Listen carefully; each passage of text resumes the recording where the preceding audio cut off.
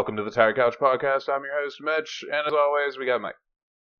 Yo! And today, we're going to be talking about Dragon Ball. The original Dragon Ball, like Kid Goku and shit. Not anything else, just that. But first, what have you been playing, Mike? What have you been doing? Watching Dragon Ball. Nothing else? Real quick, whenever you brought that up, I thought about how there was like one theme song for all 150 episodes of Dragon Ball, I'm pretty sure. And now they're like every 20 episodes or 12 episodes or every season or every arc. Yeah, I've noticed that on a lot of recent animes too, where they'll like it could be a season and they'll have like two different fucking opening music scenes. It's like, that's like, why'd you have a new one every 6 episodes? You know what I mean? Yeah. Like, I watch compilations of, I just go through the songs actually of the intros and find the full version. And, like Naruto and Bleach have like 18, 20 intros for the whole series. I don't know which Dragon Ball intro is my favorite. It's probably, honestly, Dragon Ball. I don't know. But none of them really catch a tune like funky. that one. What is it? It's very funky. Yeah. Very, very 80s. You been playing anything? Yeah, I did the fun thing I know you all love here. I played some Kenji. Hell yeah. Actually found a new area there. Oh, tell us about it. Tell us all about it. It is Crab Island. I thought I had already found Crab Island because there's this place with these giant crabs and a bunch of crabs roaming all over the place, so I thought that was Crab Island. But it turns out that there's this place with crab raiders that have crab armor, which is the heaviest armor in the game, and then they roam around with a bunch of crabs. And that's how you get the heaviest armor in the game, is you go find a blueprint for them. And I accidentally made allies with the skin bandits, and the skin bandits and the crab people don't like each other, so now it's like, I have no idea how I'm gonna get that armor. And what else? Oh, I fucking pumped the fucking shit all the way up. There's like roaming squads all over the fucking place because I upped the number of squads, and then I upped the number of people in the squad. And the place that I have a base at is my favorite place because there's always big groups of hungry bandits, and now there's like hundreds of them. Nice. How's that working out for you? Made it so, it's insane, dude. I was at this area, and there's just a group of thralls, and there's like 50 headless robot thralls, and I'm just like hacking through them because my dude's all fucking powerful and shit. And I get to about 20, and then another group of 50 fucking comes out and joins them. Just fucking crowds around me. I sat there for like 20 minutes, and that just kept happening. And I'm like, this is the perfect fucking training ever. Now, do you gain experience by just killing shit like any other RPG? In Kenshi, it's like everything is directly related to each other. So like, you have a strength stat. The most efficient way to train strength is to give somebody 3 large backpacks and fill them with iron, and then you have them walk around. There's toughness stat. Best way to get your toughness stat up is to get your ass kicked a lot. And you get a bonus if you stand up while enemies are still around, because you get knocked unconscious and then come back. It all matters how high your toughness skill is. And then like for your combat skills, you get you want to try to make, like, if you wear a backpack, it makes your combat skills worse. So that's actually the best way to train it, because if you fight weak opponents, you don't really gain much. But if you fight stronger opponents, you gain a lot. But if you're fighting hundreds of weak opponents, it doesn't really matter. Is it like Oblivion, where you can just guard and you're getting your ass beat and it'll still make you tough? Like, the armor set goes up in Oblivion. Okay. Yeah. I remember watching Nathan do that, and he was like, well, I just started, and I got my heavy skill all the way up to level 100, and he was just sitting there with his hands up, just guarding. Yeah, I don't know. The most efficient way to do that original Oblivion, I don't know about the remake, is that you have a piece of heavy armor, or mostly heavy armor, and then some light armor, because for some reason the faster or the higher one is, the faster the other one levels up. Well, that's kind of nice if you think about it. Like, it's like, hey, you already have armor, and what if you want to switch builds mid-game, and it's like, well, we'll just shoot you up real quick. You know? That's pretty nice for that kind of game back then. I mean, granted, it was a 360 game. I guess it wasn't too far back, but... Well, it was too far. It is fucking... That was a long time ago, but... You know. Yeah. I still want to try out Morrowind, like, actually play my way through it. But that game just looks horrific. So, I don't know. And you walk really weird. You fucking fucked with me with that one. What? Like, that's not a long time ago. It's like 2006, whenever we were young and said the Nintendo, the Super Nintendo, thought it was old. Was Oblivion is older than that now. Yeah. I think Oblivion came out in either 2004 or 2006, so that's like 20 years ago. So there you go. And think about how long ago the N64 was, bro. It's been long term. I've just been playing Expedition 33. Finished Act 1 yesterday. About to jump right up back on that whenever we're done recording this show, because I'm addicted to that shit. Also, lightly playing Splitgate. Still, just, I don't know, man. I've just been camo grinding, and it's really taking it out of me, because that's something I never thought I would do. I mean, there's like 3 tiers for everything, but what's really stupid is you got carbon, gold, and proelium for everything. You can gold everything you want, whatever, and that's fine. Carbon to gold, easy. But to start getting proelium, you have to gold 6 of your class's fucking weapons. So you have to do all that before you get the final camo for each gun. And it's just super fucking annoying. I don't know. I just think that's stupid. I just think you should be able to get straight. That made me think of like Sonic shit. Where it's like, you gotta get S rank on every mission. Get this. I forget exactly what would happen. Oh, you unlock time trial. It's like, yeah, I guess that's cool. Yeah, not at all. But that's pretty much it. Played a little bit of Blasphemous. Okay, I was gonna bring that up. Yeah, go ahead. Go for it. What have you been doing in there? I beat the 3 Visages or whatever. That was a pain in the ass. Is that the end, or what?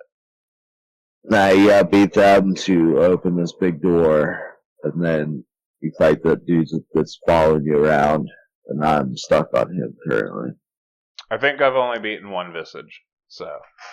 Like I said, very, very light play. Little runs through it, that's all. Yeah, really fun game. Once I beat this, I'll definitely be getting the second one. Also been fuck around with Kong very lately. I don't know, I just beat a couple bosses and then I stopped. I've just been jumping around all over the place through different games, so I haven't done that in a long time. And it kind of bothers me because I'm not finishing anything. And like, it's like today, the longer I take to finish something, the more games I think of that I want to play just while I'm at work walking around in a circle, fucking like bored out of my mind, because I'm just like, oh, well, I beat a bunch of different Paper Mario games. But what about the ones I haven't beaten? And there's 3 that I haven't beaten, and I'm like, those sound really fun. And then I get that in my head, so then I'll probably start one of those up, and then just continue this endless cycle of not ending anything. So, I don't Started playing Baldur's Gate 3 again. know. Hell yeah. What class and shit did you go with? Warlock, Hexblade Warlock. I got to level 2 and got my invocations or whatever, and altered by Eldritch Blast, so it like pushes people and adds my charisma modifier to the damage. So I'm like launching people all across the board, and then like if anybody attacks me, I'm like shield, and then I can hex people and then do extra damage with my weapon that's bound to me, so nobody can take it. I can't throw it or anything. Nice. There's a cool thing. In, what's that? Sorry. As a Hexblade Warlock, you in Baldur's Gate 3 and actual D&D, it works different, I think. But you have a weapon, any weapon you want, you can just bind to you, and you automatically have proficiency in it. That's pretty sick. There's a there's a mark thing. Any weapon I find, I just grab. Oh, that's tight. Yeah, there's a mark thing in Expedition 33 where you can mark, if you apply mark to a target, they take extra damage. So that's pretty fucking sick. I've been getting down with the parries, dude. Been getting down heavy with the parries. And that shit makes me fucking want to shit myself every time. Because I'm like, oh god, don't die. Oh god, don't die. Don't miss. Fuck. It's like terrifying. Because like when you run, as soon as you run into a new enemy, like you go to a new area, it's a whole flock of new enemies that you've never seen their multiple different attacks. So you never know what to expect the first time, and then you have to master it as you're going through it. So it's like, fuck, man. You know, there's just constant anxiety that I'm going to miss my parry. There was this game that reminds me of. I think it was called like Greedfall, and that was a Unity game though. But how they're dressed kind of reminds me of that.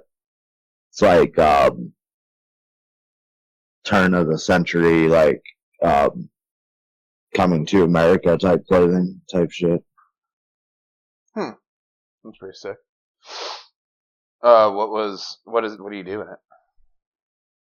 You're like part of a clan or some empire or some shit, and they're pretty much colonizing this like new world. You're a part of that, and you can like help the like Indians essentially, and like have them rule and whatnot. And there's like a plague go around and shit, I think. It's not like Custer's Revenge, right? Nah. But it's some like hybrid turn-based RPG type thing. Is it on Steam? I want to check it out. Pretty sure. Hell yeah. Well, you ready to talk about Dragon Ball? Yeah. Alright, Dragon Ball is a Japanese media franchise created by Akira Toriyama, R.I.P. Akira, from 1984 to 1995. We're going to be talking about the show today, so that show was from 1986 to 1989. It's inspired by Journey to the West, combined with elements of Hong Kong martial arts films. The series follows the adventures of protagonist Son Goku from his childhood through adulthood as he trains in martial arts. He spends his childhood far from civilization until he meets a teen girl named Bulma, who encourages him to join her on her quest in exploring the world in search of the 7 orbs known as the Dragon Balls, which summon a wish-granting dragon when gathered. Along his journey, Goku makes several other friends, becomes a family man, discovers his alien heritage, and battles a wide variety of villains, many of whom seek the Dragon Balls. Yeah, that's about it. He's not gonna like do half that shit in Dragon Ball, but yeah, that's the gist of it. Yeah, This is more of like a Dragon Ball is more of a comedy. Like it's more of a comedy than like serious fighting thing that it has become like directly after it in Dragon Ball Z. So sorry, Mike, what were you gonna say? whenever I started listening or watched the first episode of the show, I heard the music and I was like, oh, I want to listen to like the whole version. I listened to like the whole version, and then I don't know if it like changed. Like the earlier episodes had it, but most of the episodes they have like the English version of the lyrics with the same singers just doing English. I don't know. I just watched Yeah, on Crunchyroll, it's all English. what the yeah, the original was in Japanese. I'm pretty sure. Yeah. It being from the 80s really shows, especially in the music. Same with the sound effects. Like, all the guns are like, pew, pew, pew. And fucking, like, the ting. Like, it just sounds like a comic book come to life kind of deal. And you can just really tell the sounds in it. Just very, very old style films. Pretty cool. Tons of charm to it. Like I said, it's more of a comedy, so like the first couple episodes, you'll see like Goku's like, I don't know. This is made in the 80s, so nobody cared back then. Like Goku's just like naked and his dick showing. I don't get it. They do that in Shin Chan too, and it's like, I wish you didn't have that. Right. And he like slaps Bulma's pussy at one point in time, like, because he's like, "Why don't you have a dick?" What? He like wakes up and he like, Yeah, it's like a whole thing. He like takes Chi Chi and watch and shit. She's like, "What the fuck are you doing?" Yeah. There's Dragon Ball is like a bunch of different like little adventures in it. So, like, I mean, we're not gonna talk about all of them. Just gonna talk about Dragon Ball as a whole. You do meet Garlic Jr. Anybody who's a Dragon Ball fan knows who Garlic Jr. is. If you're listening to this, I'm sure you do. He's definitely an idiot. His fucking what are they? His minions are fucking idiots. Oh, I thought it was Garlic. Nah. Oh no, he just looks like Garlic. It doesn't matter. They're about the same fucking thing. It's fine. They're both the same race, you know. For some reason, well, they're both rulers and they're both the same race, so I always think they're the same person. You know. Yeah, but remember the was it that Rose Goku fucking saga where like the future that is also an alternate dimension is like being subjugated and Gohan dies, and for some reason May is there and she's like in love with Trunks or some shit. They're like fighting the resistance. They are the resistance against Goku, and it's like, why did you pick this like strange character from Dragon Ball to do that? Yeah. Where's Shu? Shu is awesome. Fuck you guys. Well, Ayla's the same thing too, because Ayla's in I think it's Dragon Ball, like the time period you're talking about. Vegeta and Goku like fight her, and she's super strong. Like, remember? Have you made it that far in Dragon Ball where Ayla shows up? She's like this little robot girl, and she's like super fast, but you don't know she's a robot. Oh. Okay. I only knew of was it up to the tournament when they fight with Roshi? Oh, okay. I'm like in episode like 50 or some shit like that. But while I'm training at work, I was just turning on like off to the side so I have some background noise, and I can just turn while I'm sorting through cards. I like look over, like, you know. But Ayla is introduced in Dragon Ball. I think she's a character from another one of Akira Toriyama's things, but she's just this little girl, and she has these two cherubs that like eat steel. Like, there's a point where this general who was like fucking with him a bunch like wrecks his car because she's there or some shit. And like the cherubs just start eating the steel, and he's like, "Oh my god, fuck!" And he like runs away from her. But she comes back later on, like I think it's when I know it was whenever Vegeta and Goku could go blue. They go Super Saiyan blue, but they try fighting her, and she's just like indestructible until I think it's Vegeta kicks her fucking head off. And they like freak out because they think they just killed a little girl, and she puts her head back on. Yeah, she's just like this little girl with a hat with her name on it. I don't know. But yeah, there's like a bunch of old characters in here that return later on. Now, in GT, is that Garlic Jr. or is that Pilaf also? That's my big question that I've never figured out. But I've also never paid attention.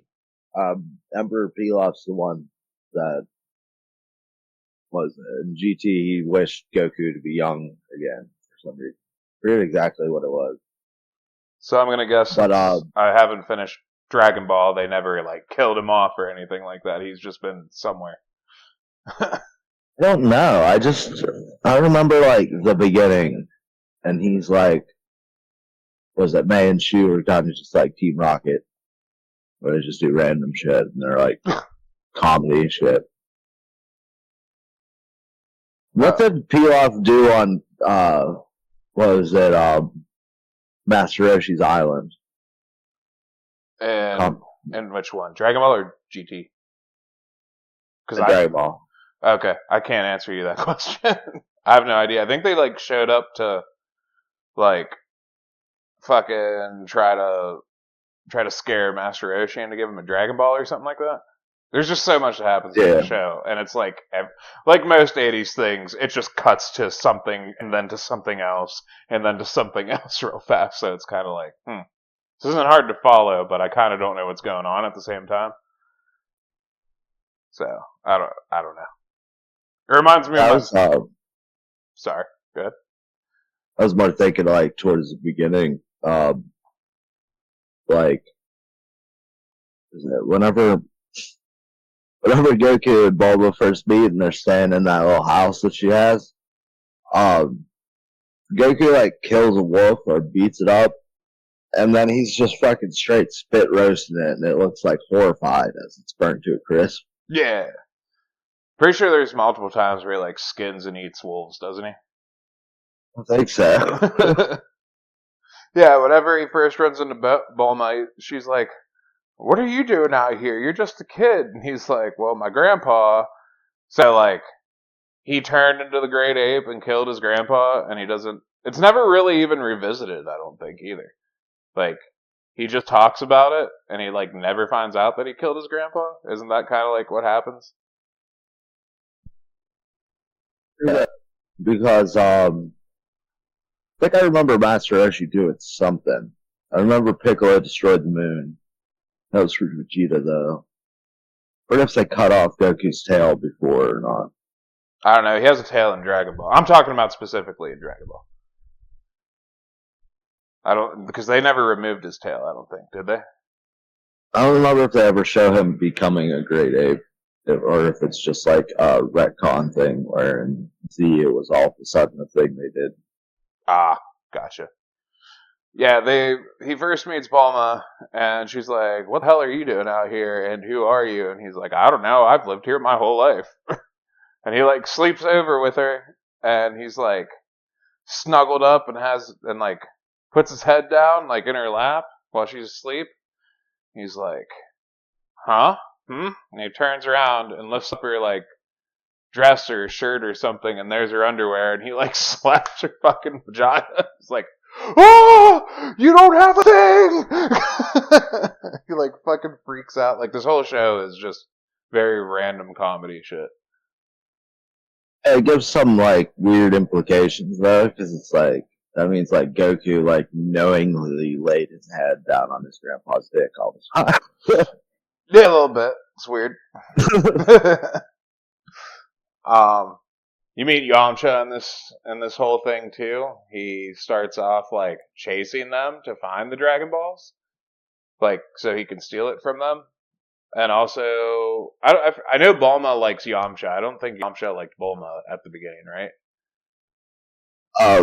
Yamcha is like extremely like weak to girls or something shit. Like they make him really nervous and he can't operate around them.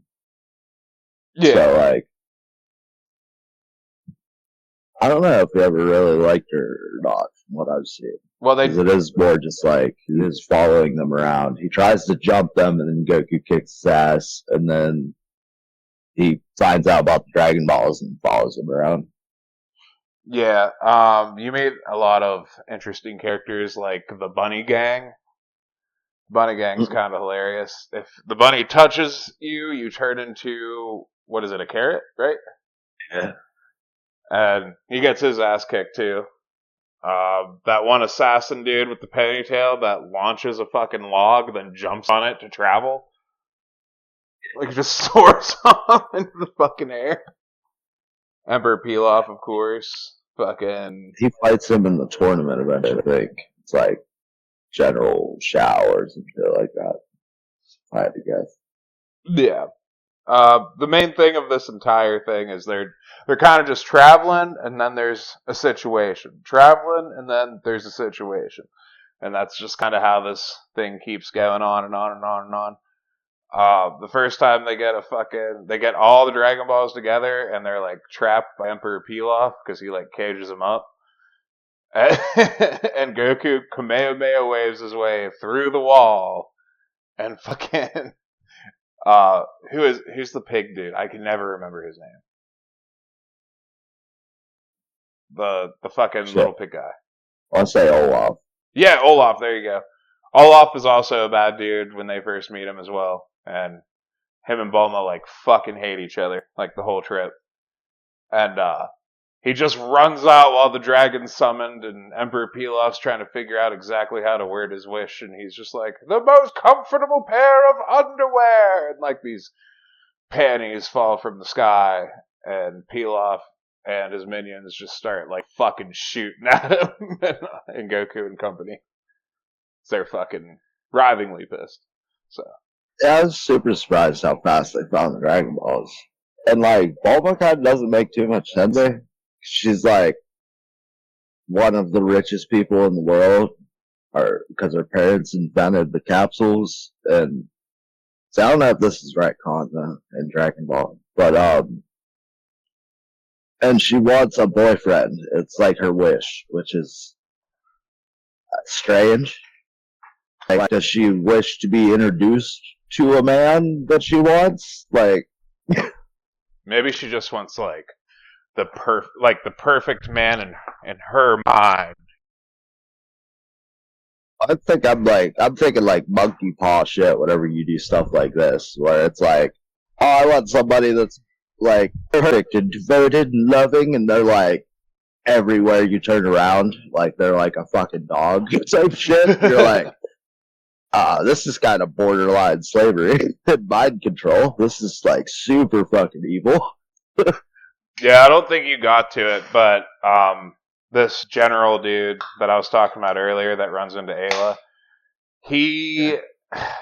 so they're after they made that wish, they go look for the Dragon Balls again, and there's this dude. This is whenever like the Red Ribbon Army is like introduced and shit, and when they find these Dragon Balls, at one point they end up in a cave with this general guy, and he's fucking like after them to get the Dragon Balls. And he has like this weird stare technique where he just like paralyzes your body. I don't know how like a normal human gets that or anything. He might be like an android, but I don't think so. Because there are androids and shit. But he's in there and he paralyzes Krillin and beats the living dog shit out of Krillin. And then Goku shows up as usual. And he goes to fight him and he fucking paralyzes him. And Bulma, being a teenage girl, is like, wait guys, I know how I'll distract him. And then she's like, goes up to him like mid-fight, and he's like, what do you want? And she like grabs a hold of his arms, and she's like, oh, look how strong you are.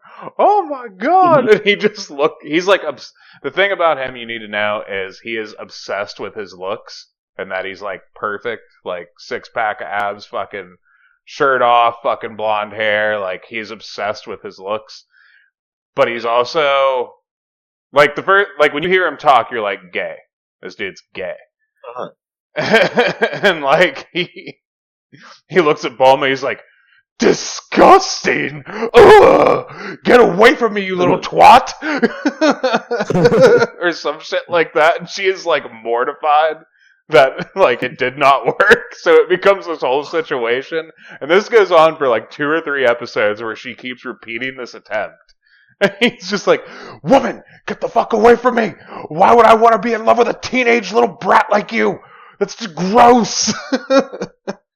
He's just like freaking out about it. Like Goku makes him bleed, like punches him in the nose, like fucking shatters his nose or some shit. He's like, blood!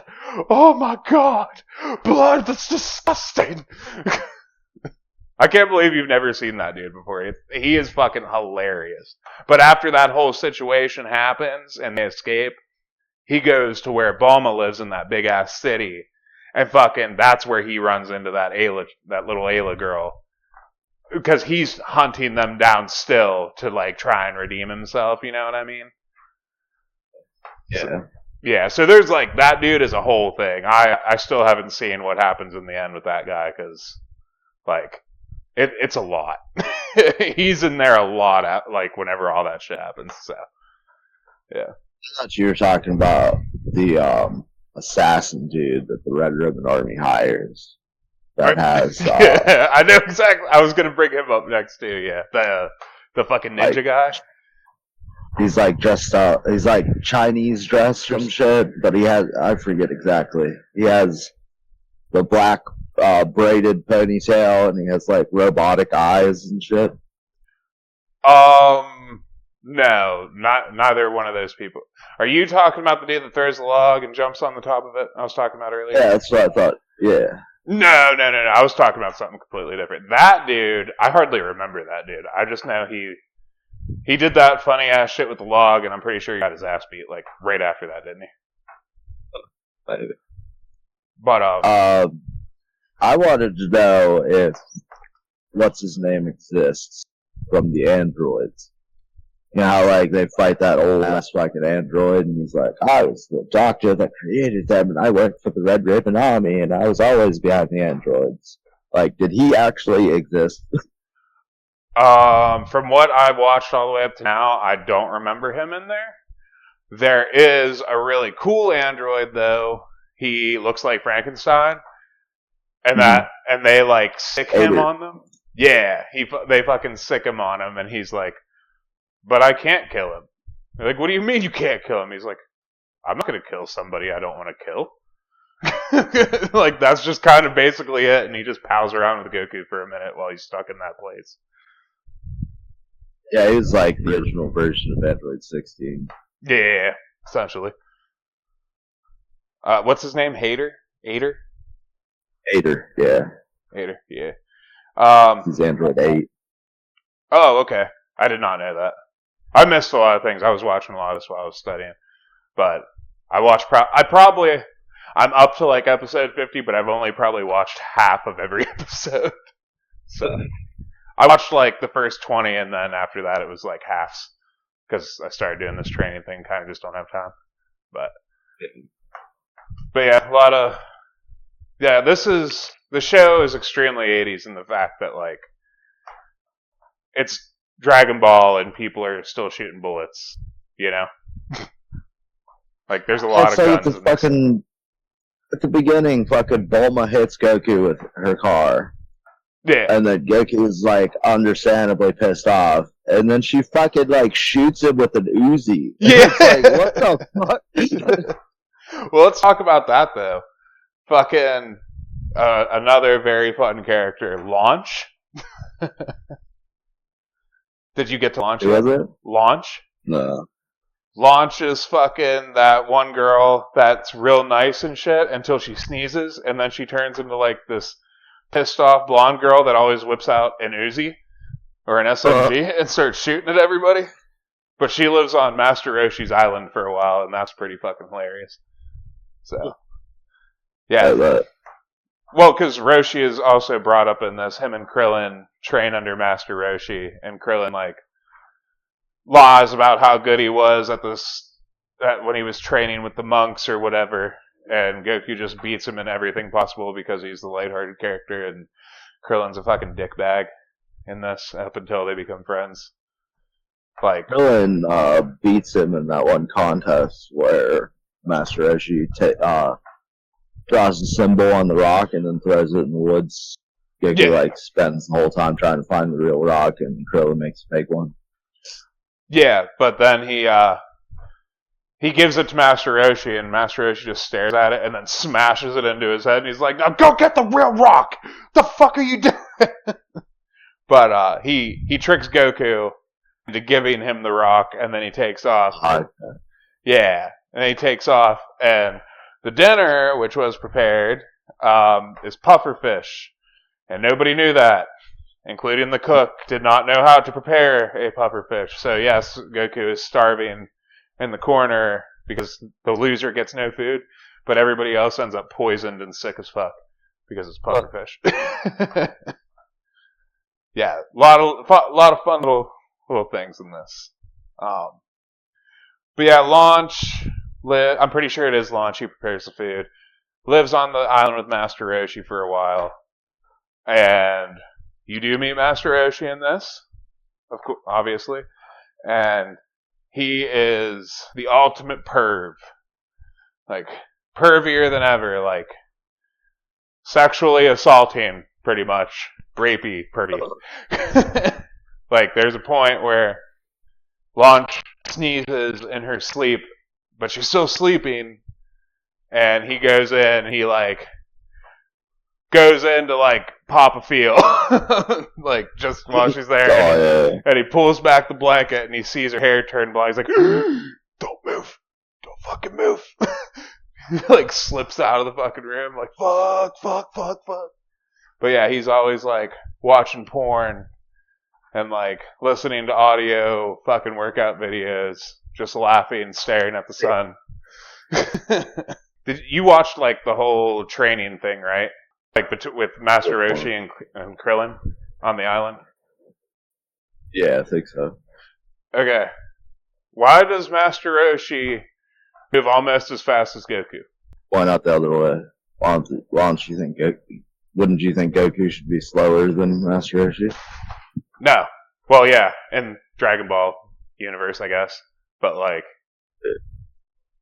My whole thing is, why doesn't he move at that speed constantly in the tournament? That's what I was kind of trying to get to. He's got these old, he's so past his prime.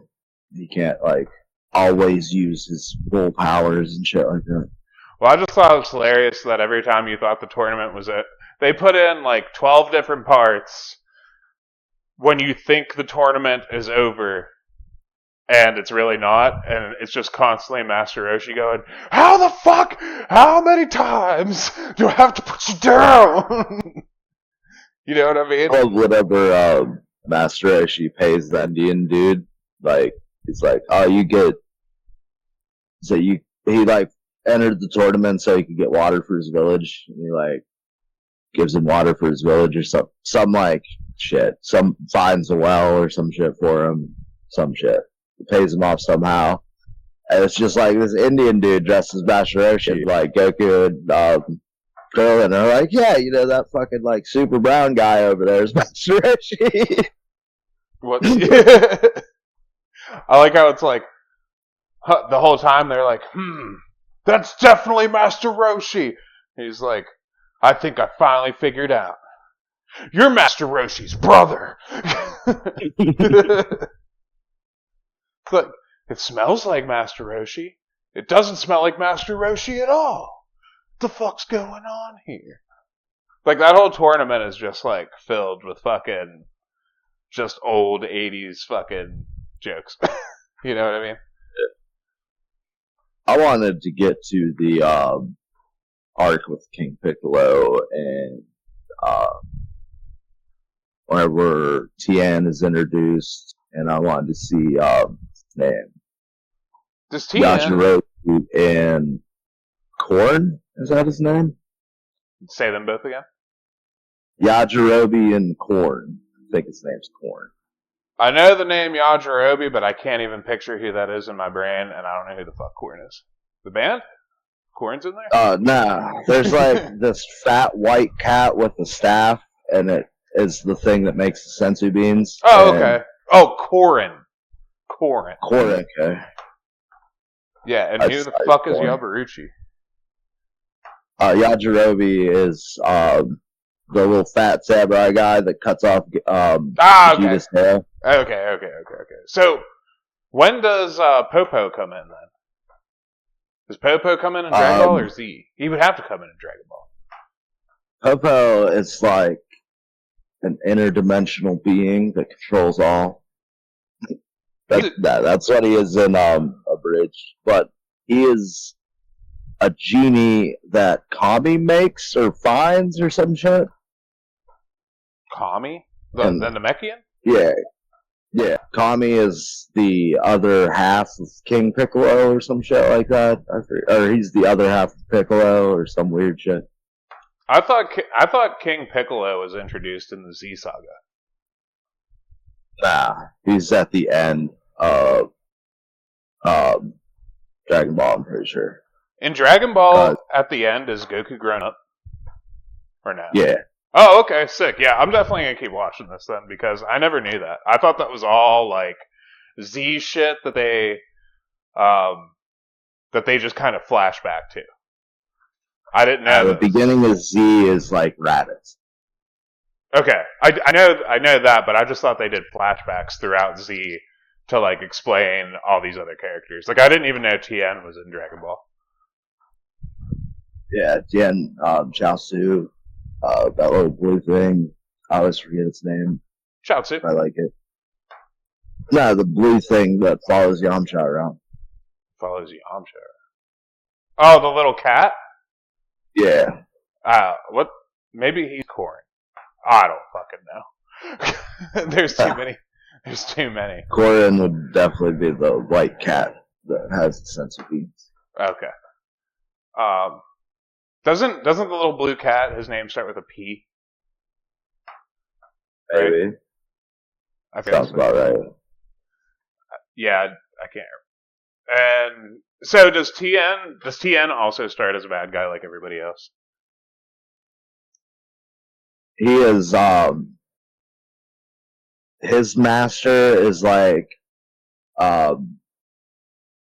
Master Roshi's like rival master. So they're rival schools. They're like the Crane School or some shit like that. Oh, okay. Oh, the blue cat's name is Puar. Yeah, Puar. Yeah, fuck remembering that shit. But Japanese names are bad. The reason is Puar is a shape-shifting flying creature that is often depicted as a cat-like being. And he's also he's like an Oni. Yeah, he's Yamcha's best friend. That's what it says here on the old Google. So yeah, and him and Olaf went to shape changing school together. Shape change. Yamcha can shape. Yeah, there's like some throwaway line how Olaf and I already forget the cat's name. Puar. Like how they both can transform. Like Olaf. I think he said Yamcha. I was like, what? Nah. He's like, we went to transformation school together. Oh, we forgot to talk about how Olaf like transforms into a monster and has been harassing this village to give them their daughters, and then once he gets their daughters, he like takes them to his big castle, and they just get lazy and pampered, and then he has to take care of them. Oh yeah, I forgot all about that. Yeah. He was like the giant sea creature monster thing, right? Like it made earthquakes, right? Was that the same one? Yeah, he like he thinks he's like Goku dresses up as a little girl, and then Olaf thinks he's scaring her because he's like this giant like ogre, like red Japanese ogre Oni thing, and he's like, oh, transform into something else. And he transforms this dude in a trench coat, and then like Bulma falls in love with him. Yeah, Dragon Ball's a fun one, man. It's a hell of a lot better written than I remember it being. It's like definitely more than like a funny comedy. It's very nicely written.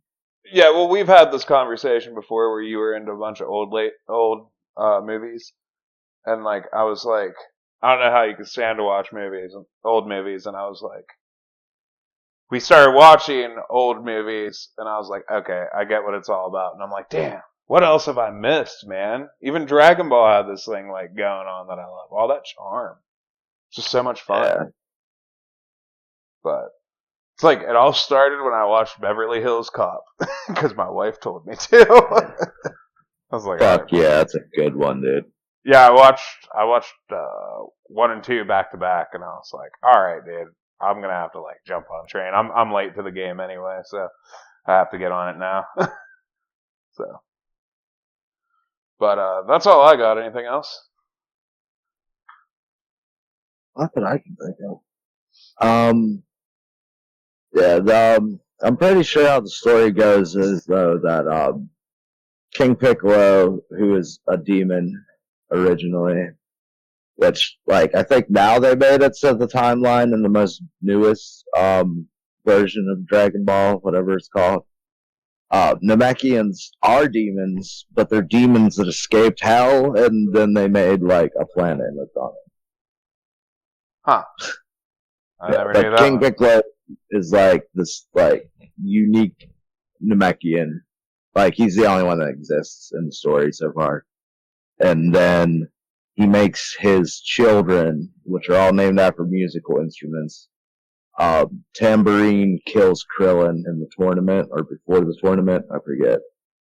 And then Goku kills Tambourine, and then he kills King Piccolo by blowing a hole through his chest, and he like coughs up this egg, and like the egg like has two babies, and one's Kami and one's Piccolo, something like that. What is a Not kami? exactly What's a kami? Kami. No. What instrument is a kami? No, Kami is I don't know. That's No, what she said that. Yeah, you said that, and I was like, well, what the fuck's a kami? I think Kami just means like God or some shit. Or it's like a communist. So he sits on the Maybe he's a communist. top. What? A communist? I mean, Hitler is in Dragon Ball at one point. So yeah, he is. Yeah, Dragon Ball has everything. Commies, fucking aliens, demons, androids, Saiyans, monkey people that are Saiyans. You know. Yeah. Pigs and gangster fucking rabbits. It's a good time. That was funny. Check it all out, though. You ready? Guess what's next? What's next? Oh yeah, We finally get to deliver to you guys Pokemon, Gold and Silver, Soul Gold or Soul Silver and Heart Gold. Yeah. So that'll be. But next anime choice.